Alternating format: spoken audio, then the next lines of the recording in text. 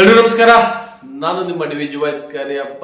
ಇವತ್ತು ನಾವು ಅಂಬಾನಿ ಬಗ್ಗೆ ಮಾತಾಡಕ್ ಹೊರಟಿದ್ದೀನಿ. ಅಂಬಾನಿ ಬಗ್ಗೆ ಯಾಕೆ ಮಾತಾಡಕ್ ಹೊರಟಿದ್ದೀನಿ ಅಂತ ಹೇಳಿದ್ರೆ, ಮೊದಲು ಏನು ಈ ಜಿಯೋ ಸಿಮ್ನವರು ಉಚಿತವಾಗಿ ನೆಟ್ಗಳನ್ನ ಕೊಡ್ತಾ ಇದ್ರು, ಇವತ್ತು ನೆಟ್ಗಳನ್ನ ಯಾವ ರೀತಿ ಉಪಯೋಗಿಸ್ತಾ ಇದೀವಿ ಅಂತ ಪ್ರತಿಯೊಬ್ಬರಿಗೂ ಗೊತ್ತಾಗ್ತಾ ಇದೆ. ಮೊಬೈಲ್ ನಲ್ಲಿ ಈಗ ಇದ್ದಿದ್ದು ಇನ್ನೊಂದು ಗಂಟೆಗೆ ಇರೋದಿಲ್ಲ, ಆ ಪರಿಸ್ಥಿತಿಯಾಗಿ ಈ ಡಾಟಾಗಳು ವರ್ಕ್ ಆಗ್ತಾ ಇದ್ದಾವೆ.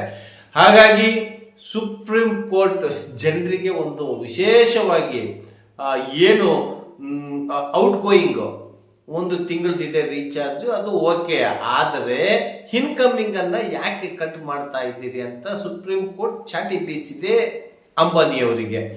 ಬಟ್ ಇಲ್ಲಿ ಯಾವುದೇ ಒಂದು ವಾಕ್ ಸ್ವಾತಂತ್ರ್ಯ ಇರ್ತಕ್ಕಂಥ ದೇಶ ನಮ್ದು, ಪ್ರಜಾಪ್ರಭುತ್ವ ನಮ್ದು.